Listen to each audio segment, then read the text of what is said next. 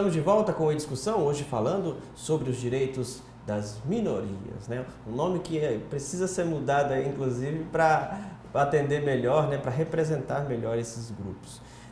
Wigner, como é que a OAB ajuda a construir essas políticas que nós falamos nos blocos anteriores?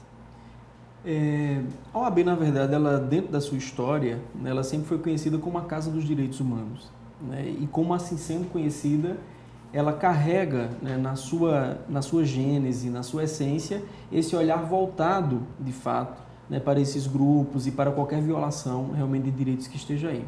A OAB, ela, na verdade, participa de alguns momentos, ou quase todos os momentos aí de discussão política, de construção das normas, sempre tem inclusive o olhar da OAB para que se coloque, né, o princípio da legalidade, para ver se são realmente todos os princípios ali obedecidos para a geração das novas normas, que consequentemente virarão direitos e garantias, né?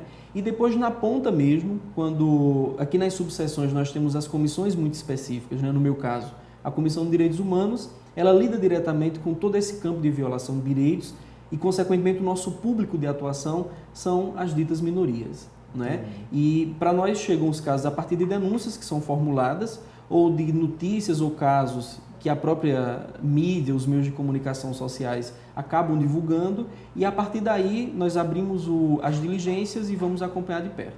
Então também a imprensa tem um papel importante Muito. Denunciando os casos, porque às vezes as pessoas pensam, a imprensa só quer dar cartaz, não é assim, tem também um papel importante, social. Muito importante. Inclusive, esse ano nós tivemos vários atendimentos que se deram a partir das divulgações e das denúncias feitas pela própria imprensa, né? Principalmente a questão de violação ao direito à saúde, né, de pessoas idosas, e aí isso gerou uma série de discussões e, consequentemente, um acompanhamento muito próximo nosso.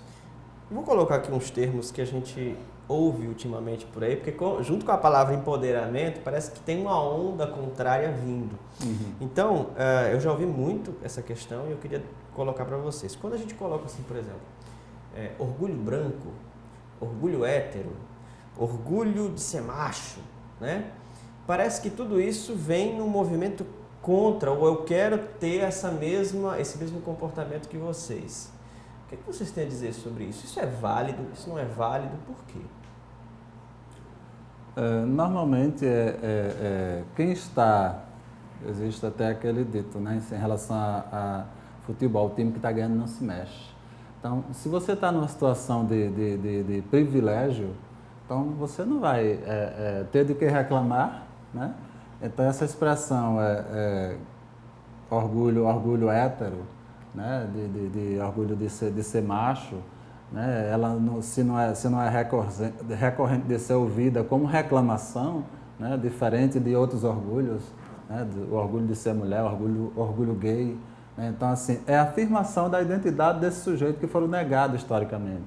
Então, daí a necessidade de se afirmar para ser visibilizado, né, porque eles viveram essa invisibilidade o tempo todo.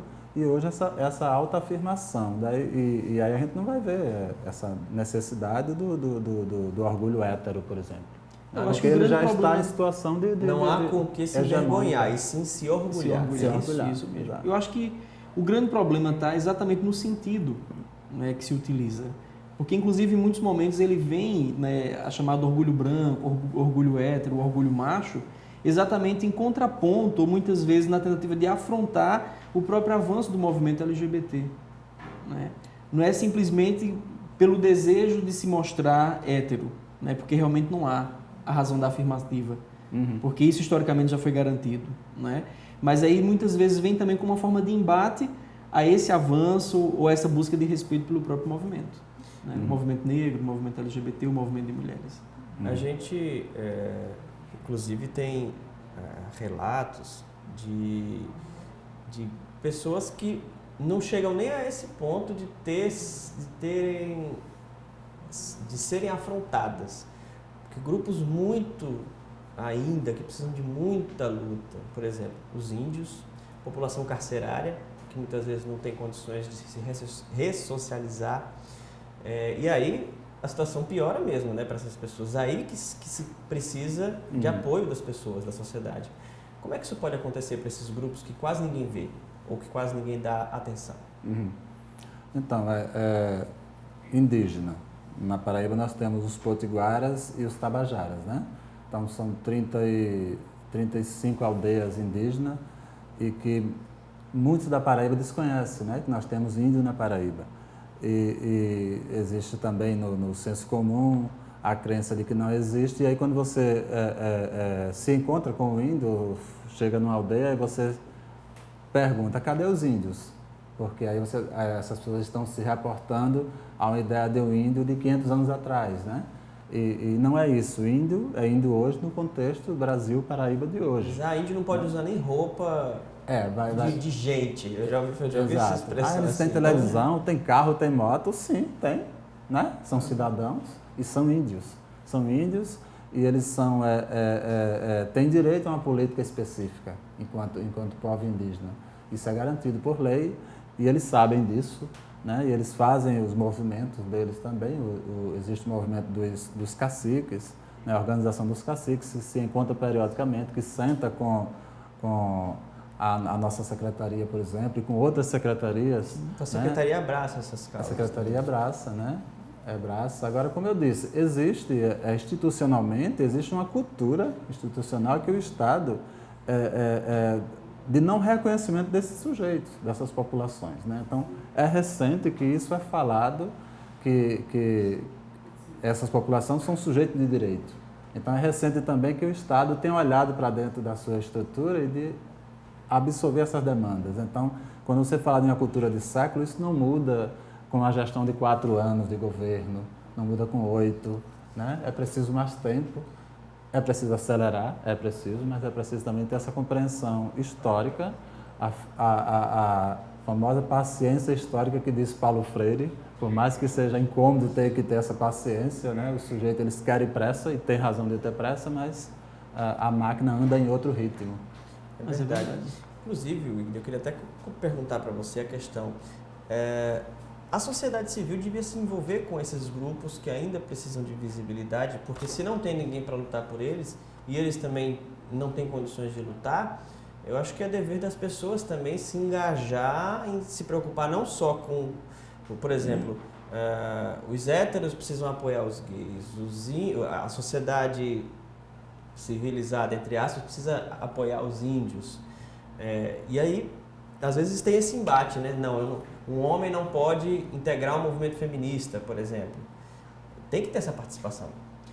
É engraçado que nos bastidores, eu e Roberto, nós já falávamos um pouco sobre isso. Eu acho que o momento em que nós estamos inseridos, desse avanço da desconstrução de tantos valores e principalmente da desconstrução de tantos direitos, né, que já foram garantidos há tanto tempo, a palavra de ordem não deve ser mais essa segregação, né, cada pessoa no seu gueto.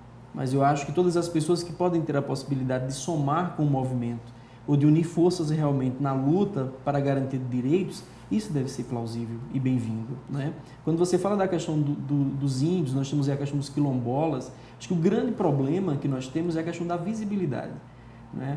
Porque em muitos momentos isso não é uma temática ou uma bandeira importante para ser discutido nos grandes meios de comunicação. Porque não interessa para as próprias pessoas que estão fazendo parte disso. O próprio Alder Júlio, né, que é um grande pensador aqui, professor da universidade, ele diz que há águas subterrâneas que se movem. Então existe todo um movimento aí invisível que está acontecendo.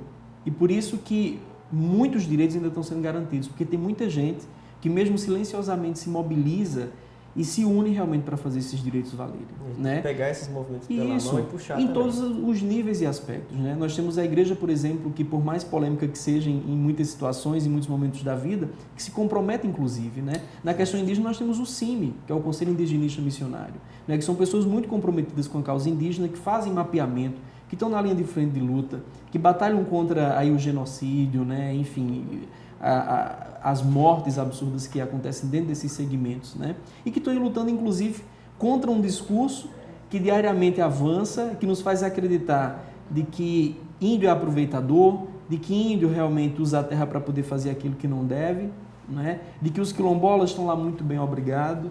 Então, é preciso dar visibilidade a esses grupos, mas tem muita gente boa aí fazendo essa luta acontecer. e, de fato, devolvendo a quem de fato de direito tem. Isso porque a gente também não falou nem dos idosos, das pessoas com deficiência. Nem dos ciganos. E é muito grande esse leque. Grande. Tem inclusive uma comunidade que pouco se fala, que são os albinos. É verdade. Né? Nós moramos numa região que tem um índice, inclusive, bastante significativo de pessoas albinas. Nós tivemos aí Sivuca, que foi um grande homem, né, dentro da música, que foi um albino, e que existe uma comunidade aí, que está invisível até então, né, sofrendo o preço, né, de um Estado que muitas vezes não está pronto para também acolher essa população, que sofre inclusive até pela temperatura, pelo clima, pela região que estão inseridos, né? E que falta inclusive, né, uma visibilidade para essas comunidades aí tão tradicionais também. Bom, infelizmente a gente não tem mais tempo, o programa já está no finzinho, eu só queria agradecer e pedir para vocês falarem sobre os serviços que estão à disposição, tanto na Secretaria quanto na OAB. Zé Roberto. Então, a gente agradece, inicialmente agradece pelo espaço, né? Entendemos que são espaços como esse, que, por exemplo, aberto pela TV Assembleia, outros canais de comunicação que vêm a contribuir com a discussão da população de modo geral e que precisa, já é engajada nesse processo, mas que precisa se engajar mais, inclusive nessa perspectiva do sair só do meu umbigo, mas de cuidar, né? Que a causa do outro é também minha. Né? E aí o telefone da Secretaria, o 3218-7298, inclusive recebe casos de racismo, denúncia de racismo. O Disco 97 também, que foi lançado recente, também está aberto para receber casos de denúncia de racismo que existe na Paraíba e que a gente precisa reconhecer que existe, assumir que existe e enfrentar esse problema. Wigner, como é que a gente procura a OAB se sentir que o direito não está sendo cumprido como deve? Pois é, lá na OAB também vocês poderão, né, ser muito bem acolhidos e bem-vindos a toda forma de violação de direito, né, humano, seja mulher, idoso, criança, né, as famílias inclusive que sofrem vítimas da violência, os próprios apenados ou familiares de apenados, podem nos procurar lá na Comissão de Direitos Humanos, que fica numa sala específica lá no primeiro andar da OAB, ou também por telefone na própria instituição. E lá nós também temos uma diversidade de comissões. Comissão da Mulher, Comissão do Idoso, Comissão da Criança e Adolescente, a Comissão de Direitos Humanos, que também engloba toda essa gama de luta. E aproveito, inclusive, para agradecer o convite, mais uma vez, de estar aqui com vocês. Para mim é sempre uma alegria muito grande.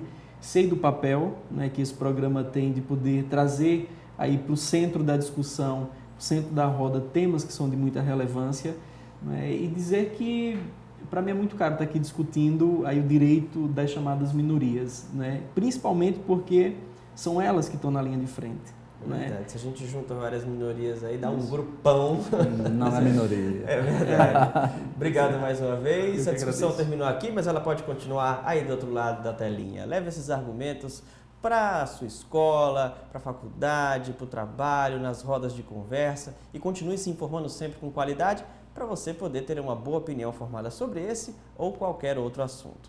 Até o próximo programa.